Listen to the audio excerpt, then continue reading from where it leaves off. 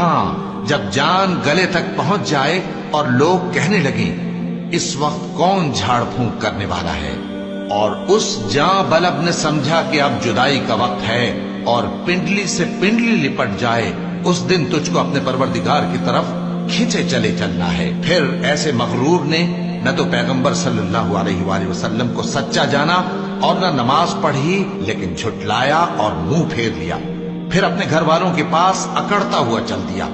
خرابی ہے تیری، خرابی پر خرابی ہے، پھر خرابی ہے تیری، خرابی پر خرابی ہے۔